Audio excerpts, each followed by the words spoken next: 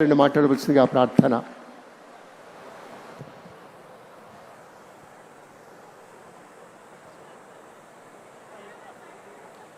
భారతరత్న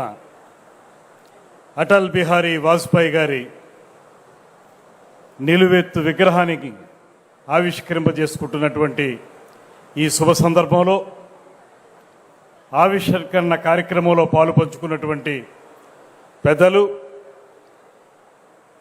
స్ఫూర్తివంతమైనటువంటి విగ్రహాన్ని ఈ ప్రదేశంలో ఆవిష్కరించుకోవడానికి ప్రధాన కారకులైనటువంటి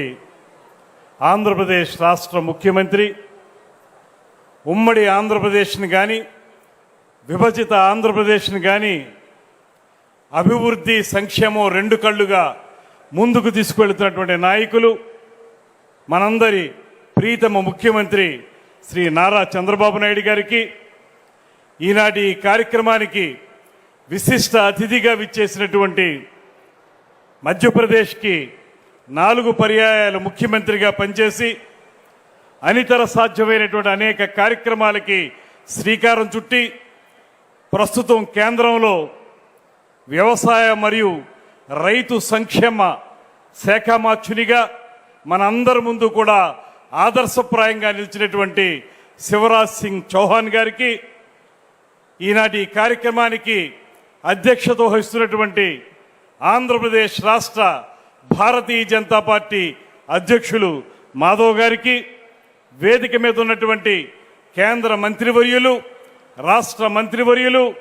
వివిధ స్థాయిల్లో ఉన్నటువంటి నాయకులు అందరికీ, అన్నిటికంటే మించి కాషాయ రంగు కండువాలు మెళ్ళలో వేసుకుని, అదేవిధంగా పసుపు రంగు కండువాలు మెళ్ళలో వేసుకుని, తెలుపు ఎరుపు రంగుల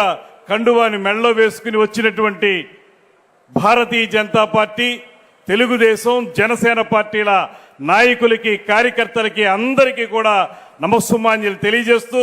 ముఖ్యంగా ఈ కార్యక్రమంలో పాల్గొనాల్సినటువంటి ఉప ముఖ్యమంత్రి పవన్ కళ్యాణ్ గారు కారణాంతరాల వల్ల రాలేకపోయినా వారి తరపున మీ అందరికీ కూడా ప్రత్యేకమైనటువంటి శుభాభినందనలు తెలియజేస్తా ఉన్నాను. ప్రపంచ రాజకీయ చిత్రపటంలో, ముఖ్యంగా భారతదేశ రాజకీయ చిత్రపటంలో అజాత శత్రువు అనేటువంటి పేరుకి నిలువెత్తు నిదర్శనంగా నిలిచినటువంటి వ్యక్తి ఎవరైనా ఉంటే అది కేవలం అటల్ బిహారీ వాజ్పేయి గారు మాత్రమే అనేటువంటి మాటని ఈ సందర్భంగా మనం గుర్తు చేసుకోవాలి.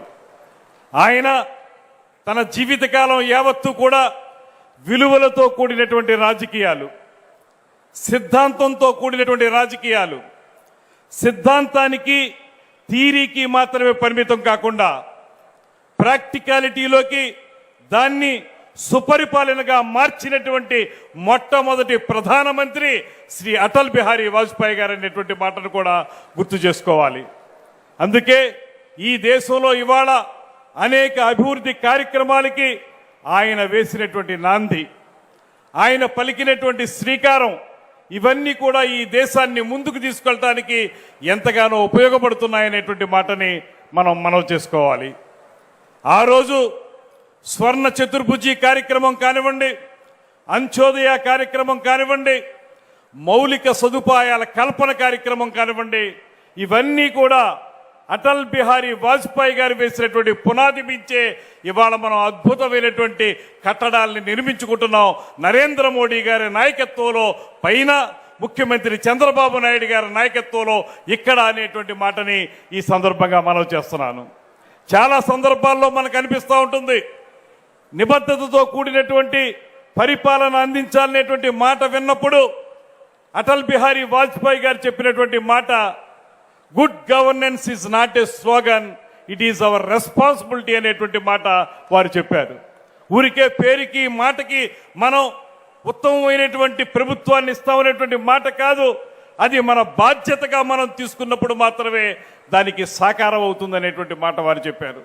ఇవన్నీ ఒక ఎత్తు అయితే, అభివృద్ధి పేరుతోటి జరిగేటువంటి కార్యక్రమాలు, ఆర్థిక పరంగా జరిగేటువంటి కార్యక్రమాల విషయంలో వారు చెప్పిన మాట, ఆర్థికంగా అభివృద్ధి చెందాలి కానీ దాంతోపాటు మౌలిక సదుపాయాలు కావాలి, సంస్కరణలు కావాలి కానీ దానికి మానవీయ కోణం ఉండాలి, హ్యూమన్ ఫేస్ ఉండాలనేటువంటి మాట చెప్పినటువంటి నాయకుడు అటల్ బిహారీ వాజ్పేయి గారు. ఈ రకమైనటువంటి కార్యక్రమాల్లో మనందరికీ తెలుసు, ఒక పర్యాయం 13 రోజులు, ఒక పర్యాయం 13 నెలలు, ఆ తర్వాత 5 సంవత్సరాల కాలం పూర్తిగా ఈ దేశాన్ని పరిపాలించి సుపరిపాలన అంటే ఏంటో నిర్వచనం చెప్పినటువంటి మహానాయకుడు అటల్ బిహారీ వాజ్పేయి గారు. ఆ రోజు మనందరికీ గుర్తుండే ఉంటుంది, ఒక్క ఓటు తేడాతోటి పదవి కోల్పోయినప్పుడు పార్లమెంటు వేదికగా వారు మాట్లాడినటువంటి మాటలు ఇవాళకి కూడా నేను నమ్ముతాను. ప్రపంచ రాజకీయ చరిత్రలోనే ఒక అద్భుతమైనటువంటి ఉపన్యాసం ఏదైనా ఉంటే ఆ రోజు వారు పార్లమెంటు సాక్షిగా మాట్లాడినటువంటి ఉపన్యాసమే సాక్షిభూతంగా నిలబడుతుందనేటువంటి మాట. అందులో వారు చెప్పింది విలువలతో కూడినటువంటి రాజకీయాలు, ఏ రకంగా రోజు రోజుకి నానాటికి రాజకీయాల్లో విలువలు దిగజారిపోతున్నాయనేటువంటి మాటని స్పష్టంగా చెప్పడం మాత్రమే కాకుండా పదవి పోయిందనేటువంటి బాధ నాకేమాత్రం లేదు, కేవలం విలువలు దిగజారిపోతున్నాయనేటువంటి మాట మాత్రమే నేను ఇక్కడ చెప్తున్నాననేటువంటి విషయం చెప్పి ఇవాళకి కూడా నాకు తెలిసి పార్లమెంటు సాక్షిగా వచ్చినటువంటి అద్భుతమైనటువంటి ఉపన్యాసాల్లో అది అగ్రస్థానంలో నిలబడుతుందనేటువంటి మాటను కూడా ఈ సందర్భంగా మనం గుర్తు చేసుకోవాలి. అటువంటి మహానుభావుడు ప్రపంచానికి ఒక దిక్సూచిగా నిలబడినటువంటి వ్యక్తి, విదేశాంగ శాఖ మంత్రిగా భారతదేశం యొక్క గొప్పదనాన్ని ప్రపంచం నలుమూలలా తెలియజేసినటువంటి వ్యక్తి. ఎక్కడైనా బయట మాట్లాడవలసి వచ్చినప్పుడు ఎక్కడా కూడా ప్రతిపక్షం స్వపక్షం అనేటువంటి మాట లేకుండా భారతదేశం యొక్క గొప్పదనాన్ని మాత్రమే, భారతదేశంలో ఉన్నటువంటి నాయకులు వారు ప్రతిపక్ష నాయకుల స్వపక్ష నాయకులు అనేటువంటి మాట పక్కన పెట్టి వారందరి గౌరవాన్ని నిలబడడానికి నిరంతరం కృషి చేసినటువంటి నాయకుడు అటల్ బిహారీ వాజ్పేయి గారు. అటువంటి మహానుభావుడి యొక్క 100వ జయంతోత్సవం సందర్భంగా ఈరోజు కీలకమైనటువంటి మన అమరావతిలో రైతులందరూ కూడా ఇక్కడ ఉన్నటువంటి ప్రజానికం యావత్తు కూడా కావాలని కోరుకుంటున్నటువంటి అమరావతిలో ముఖ్యమంత్రి గారి మస్తిష్కంలో మెదిలినటువంటి ఒక అద్భుత కళాఖండం అమరావతి. ఈ అమరావతిలో ఇన్ని రకాలుగా అద్భుతమైనటువంటి కార్యక్రమాలను చేపడుతున్నటువంటి నేపథ్యంలో ఇక్కడ ఒక స్ఫూర్తివంతమైనటువంటి నాయకుని యొక్క విగ్రహం ఉండాలనేటువంటి మాట భారతీయ జనతా పార్టీ వాళ్ళు చెప్పినప్పుడు వెంటనే దానికి స్పందించి ఈ విగ్రహాన్ని ఏర్పాటు చేయడానికి పూర్తి స్థాయిలో సహకరించినటువంటి ముఖ్యమంత్రి గారికి మనందరి తరపున కూడా ప్రత్యేకమైనటువంటి ధన్యవాదాలు తెలియజేసుకోవాలి. వారు ఇవాళ రాష్ట్రాన్ని, ఇంతకుముందు పెద్దలు చెప్పారు, ఈ రాష్ట్రాన్ని 5 సంవత్సరాల పాటు అతలాకుతలం చేసి అప్రజాస్వామిక విధానంలో నియంతృత్వ ధోరణిలో రాష్ట్రంలో ప్రజాస్వామ్యాన్ని ఖూనీ చేసినటువంటి ఒక దుర్మార్గపు ప్రభుత్వాన్ని ఇంటికి పంపడానికి, దానికి సంబంధించి నాయకత్వం వహించినటువంటి ముఖ్యమంత్రి చంద్రబాబు నాయుడు గారు, ఆయనకి సంపూర్ణంగా సహకరించినటువంటి ఉప ముఖ్యమంత్రి పవన్ కళ్యాణ్ గారు, వీరిద్దరికీ పైనుంచి సహకరిస్తున్నటువంటి నరేంద్ర మోడీ గారు, ఈ ముగ్గురు కలయికలో కూటమి ప్రభుత్వం ఇవాళ ఈ రాష్ట్రంలో అద్భుతమైనటువంటి డబుల్ ఇంజిన్ సర్కార్ ద్వారా అనేక అభివృద్ధి కార్యక్రమాల్ని చేపడుతున్నటువంటి నేపథ్యంలో ఇక్కడ ఏర్పాటు చేసినటువంటి ఈ అటల్ బిహారీ వాజ్పేయి గారి నిలువెత్తు విగ్రహం మన అందరికీ స్ఫూర్తినిస్తుందనేటువంటి మాటని గట్టిగా నమ్ముతున్నాను. ఈ ప్రాంతానికి వచ్చిన వాళ్ళం ఇక్కడ రాజకీయ పరంగా కానీ పరిపాలనా పరంగా కానీ ఇక్కడికి వచ్చిన ప్రతి ఒక్కరికి కూడా అటల్ బిహారీ వాజ్పేయి గారి నిలువెత్తు విగ్రహం స్ఫూర్తిదాయకంగా నిలబడుతుందని, ఆ విగ్రహాన్ని చూసినప్పుడు అటు ఇటు వెళుతూ ఆ విగ్రహాన్ని మనం దృష్టి సారించినప్పుడు మాలాంటి రాజకీయ నాయకులకి ఖచ్చితంగా